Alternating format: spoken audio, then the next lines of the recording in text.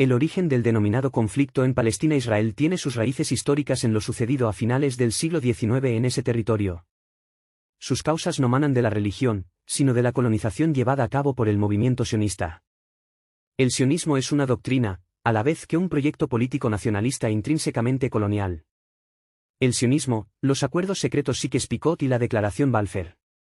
Desde 1896 el término sionista se aplica al movimiento político fundado por Theodor Herzl, periodista judío nacido en el Imperio Austrohúngaro. A pesar de que este movimiento no se basó en la religión en su origen, se valió de este factor como forma de reclamo para poder crear un Estado judío. Cuando Herzl escribió Der Judenstaat, el Estado de los judíos, Palestina no era su prioridad.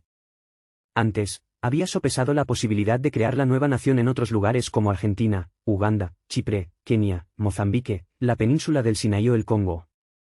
Finalmente, eligió Palestina motivado por la poderosa leyenda religiosa que tenía a su favor, a pesar de que él y otros líderes sionistas que le apoyaban se declaraban ateos o no creyentes. El movimiento sionista fue transformándose en un proyecto colonial desde sus orígenes, reconocido por sus propios dirigentes, con el objetivo de ir apropiándose del territorio gradualmente, a través de colonias y buscando el apoyo, en un primer momento, del Imperio Otomano, y después de los británicos, entre los que había importantes simpatizantes como el banquero Lionel Walter Rothschild. De otro lado, en el marco de la Primera Guerra Mundial, hay que destacar que Francia y Gran Bretaña necesitaban el apoyo de los árabes para vencer a los otomanos, por lo que utilizaron en su provecho el anhelo de independencia enmarcado en el gran despertar árabe que prevalecía en la región de Próximo y Medio Oriente. No obstante, las promesas realizadas, en este sentido, desde el inicio por las dos potencias estaban ya previamente amañadas. Al mismo tiempo que hacían proposiciones de independencia a los árabes, estos dos países se repartían los territorios del derrocado imperio en diferentes zonas. Los verdaderos planes se habían ido trazando a lo largo de los años con los acuerdos secretos de Sykes-Picot en 1916, y fueron desvelados por los bolcheviques después de la caída del zar. El inglés Sir Mark Sykes y el francés George Picot se habían dividido la región en dos zonas bajo su influencia, en forma de mandatos. Como consecuencia, la Gran Siria se descompondría, Francia se quedaría con Siria y Líbano, y Gran Bretaña con Transjordania, actual Jordania, Irak y Palestina.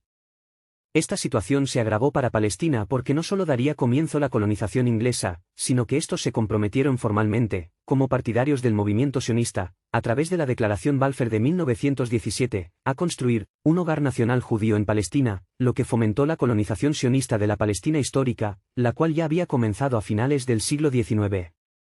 Asimismo, la propia idiosincrasia del sionismo como movimiento colonial aplicó y sigue aplicando en la actualidad el modelo de colonización blanca.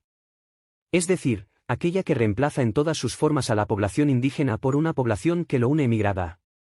Dicho concepto estará intrínsecamente relacionado con la transferencia de población, eufemismo utilizado para nombrar la expulsión, que estará presente en todos los planes trazados por los dirigentes sionistas y presentados en diferentes instancias internacionales, y posteriormente llevado a cabo por sus fuerzas militares. El mandato británico y la partición de Palestina. Por lo tanto, los ingleses tomaron el control de Palestina en 1917, aunque se oficializó en 1920. Este hecho produjo que la población palestina sufriera diferentes crisis como protesta contra el colonialismo inglés y su apoyo a la constante y agresiva migración sionista. Algunos ejemplos que lo constatan fueron el levantamiento de Al-Burak en 1929, los disturbios de 1933, la Gran Revuelta, Al-Zobra al-Kubra, árabe de 1936 a 39, y finalmente la destrucción de la mayor parte de la Palestina histórica en 1948. Consecuentemente, entre 1946 y 1947, los británicos decidieron ceder el problema de Palestina a las Naciones Unidas. Por un lado, debido a las demandas sionistas, respaldadas en ese momento por Estados Unidos, y el problema del creciente terrorismo judío en Palestina, que les empezó a tener también como objetivo. Y, por el otro, por una cada vez mayor presión árabe que exigía sus derechos y el cumplimiento de las promesas realizadas. El 29 de noviembre de 1947, unas Naciones Unidas apenas sin experiencia, puesto que dicho organismo había sido creado en 1945, votó formalmente la partición de Palestina a través de la Resolución 181, que permitía la división del territorio en dos estados, uno judío y otro árabe. Las Naciones Unidas ignoraron así el origen de la población del país, otorgándole el 55% del territorio al Estado judío, pese a que la población seguía siendo mayoritariamente árabe, musulmanes y cristianos, y a que la población judía no llegaba a poseer el 6% de la tierra. Ambos grupos rechazaron la propuesta. Los judíos, porque querían más territorio sin la población árabe, y los árabes, porque se negaban a dividir la tierra con una comunidad colonizadora que quería desarabizarla. La creación de Israel y la Nakba. Finalmente, la creación unilateral del Estado de Israel en mayo de 1948, como culmen de la colonización llevada a cabo, tuvo como consecuencia la transformación violenta del territorio y la expulsión de más de la mitad de la población palestina.